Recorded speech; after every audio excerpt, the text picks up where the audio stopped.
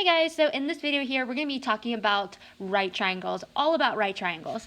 And so in your geometry class, you should have learned something called the Pythagorean Theorem, and that is a theorem that helps us find the lanes of a right triangle. So if you're given a right triangle, let me just draw one here. So a right triangle is a triangle that has a 90-degree angle. And basically, the Pythagorean says that the two legs, let's call them A and B, and then the length that's across from the right angle is what we call the hypotenuse. And the hypotenuse is always larger than the other two angles. Actually, let's call that a C here just to be, A, B, and C in order. So when you take the legs, so A here and B, and you square them and then add them together, they should equal the hypotenuse squared. Okay, so to give you an example of this, if I were to use the Pythagorean theorem, let's say I know the legs, and this side B happens to be, 4, and then this side is 3, and this is a right triangle. Well, if I want to find this side, the hypotenuse, let's call C, all I have to do is take my two sides and square them, so 3 squared plus 4 squared. So I'm just following the Pythagorean theorem where it says I take the two legs and I square them, and this should equal the hypotenuse squared. So in this case, C squared. So 3 squared is 9, 4 squared is 16, and I'll just bring down C squared. To get rid of the square, I need to take a square root. But before we do that, let's combine like terms. 9 plus 16 is 25. And so if I want to get rid of a square, I take the square root. And since we're only talking about lengths here, let's keep it a positive number. So this is 5 for the hypotenuse. So C here is 5. So that's how I can solve the side lengths using the Pythagorean theorem, or one way I could do it. Now let's talk about the 6 trig functions. So when we're given a right triangle, let's pretend that there is an angle right here. And so using that angle as our point of reference, this side that's opposite to the angle, so this side that's opposite to the angle, is what we call the opposite side. I know, really fancy. And then this side here that is lying on the angle itself, so here's the angle, this side here is what we call the adjacent. So the adjacent side. And then directly across the right angle is our hypotenuse. So it's really important to know what sides of the right triangles you have in order to solve for the right triangle. And what I mean by solve is solving for all sides length of the right triangle, or finding the angles. So in this case here, we're using the same angle for sine, cosine, and tangent. By the way, maybe it might be helpful to actually name them so that way you can see the name. So the first one we have is sine, the second one we have is cosine, and the third one we have here is tangent. And I'll explain the other ones here later on. Before we start filling in these blank space, one helpful saying that we use when figuring out the trig ratio is so katoa. So represents sine over opposite, so the O represents opposite over hypotenuse. So in this case, opposite over hypotenuse. Let me move that up just a little bit. So when you have sine, essentially what this is saying is this angle needs to be opposite over hypotenuse. Whereas for cosine, it's ca or CAH, so that means cosine adjacent over hypotenuse. So the A stands for adjacent, and the H stands for hypotenuse. And then for tangent, it's TOA, or opposite and adjacent. So I'm going to write that in, opposite over adjacent. And that is all the first 3 ones. Now for these, essentially what you'll do is these here are the reciprocal. So first let's figure out what they're called. So this one here, CSC, is called cosecant. So cosecant is spelled C-O-S-E-C-A-N-T. And then this next one that looks like sec is secant. And our last one that looks like cot is cotangent. And essentially what these are is the reciprocal. And if you remember in Algebra 2, reciprocal means flipped. Typically a fraction that gets flipped is called the reciprocal. So these are the reciprocal version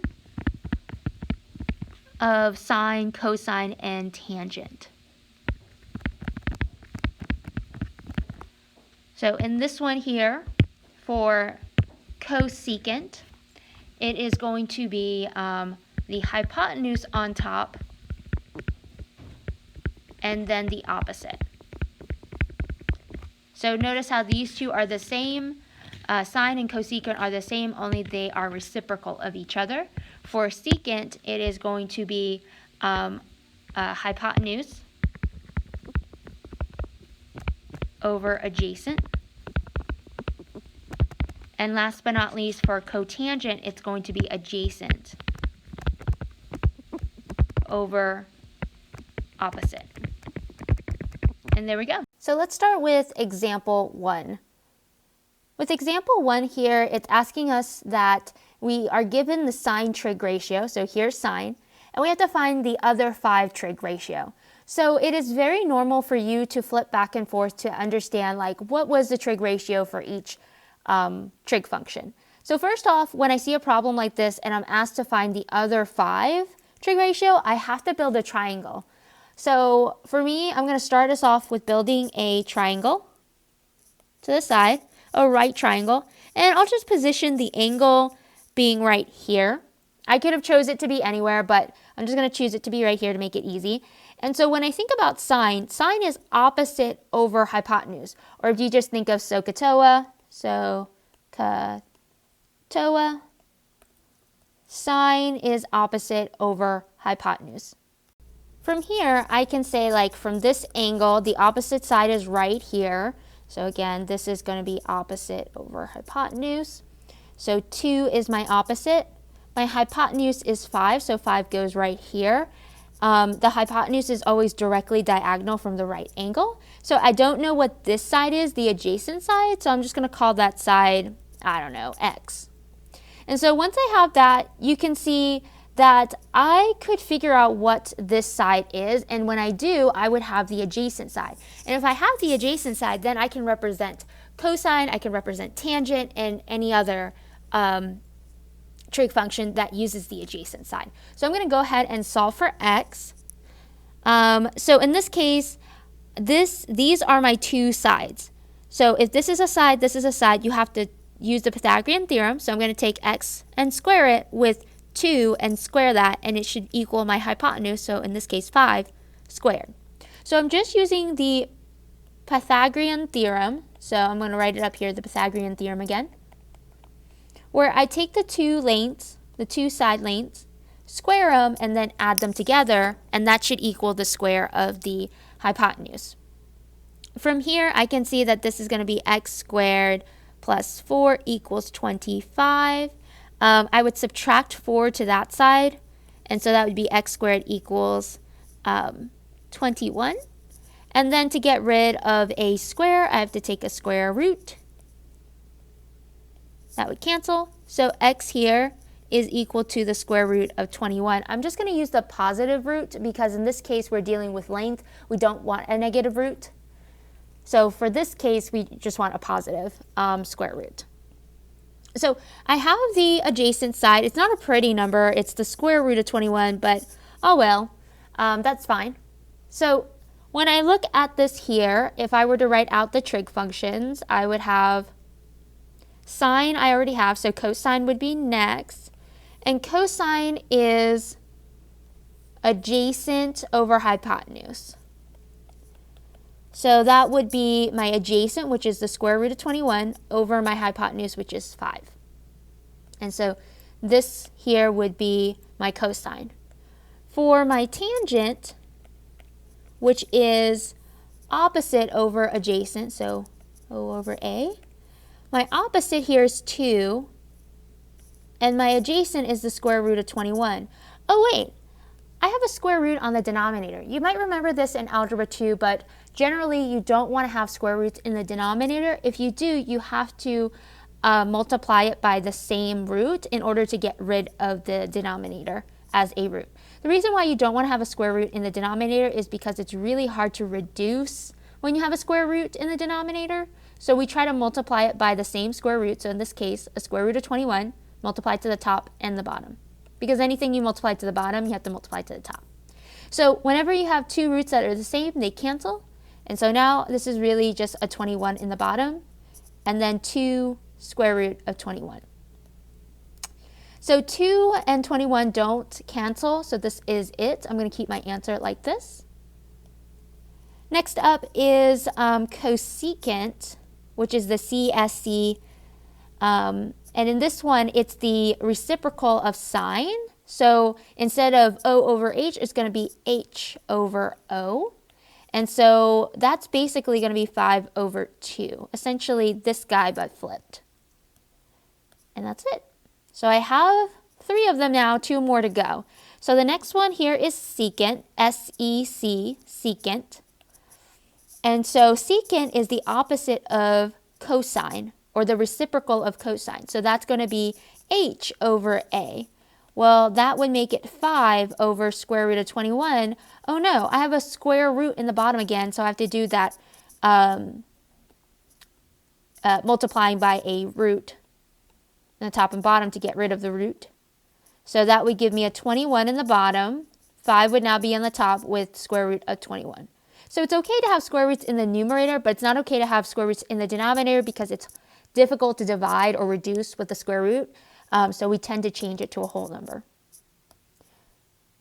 Okay, so I have secant. I still need cotangent. So cotangent is COT, and it is the opposite or the reciprocal of tangent. So this is going to be A over H, or adjacent over adjacent over opposite. I think that's what I meant to write, but I didn't. So if we look at tangent, it's opposite over adjacent, so this is going to be adjacent over opposite. And so if I work this out, this A is square root of 21, and then my opposite here is a 2, and so that is it. I have a 2 in the denominator, and so that's going to be okay. And that is my last trig function. So I have 5 trig functions, and I already have sine, so that's 6 total. All right, that's it for this video. Basically, as a recap, you're going to need to know all your 6 trig function. So SOHCAHTOA definitely helps me to help remember what are the trig ratios. And then these are the reciprocal trig ratios. So all you have to do is remember which ones correspond. So sine and cosecant correspond, cosine and secant correspond, and tangent and cotangent correspond. And then they are just reciprocal of each other. So when you're doing a problem like this, it's really helpful if you're given a trig ratio already to make a triangle and then find all the sides to help figure out the other trig ratios. But that's it, guys.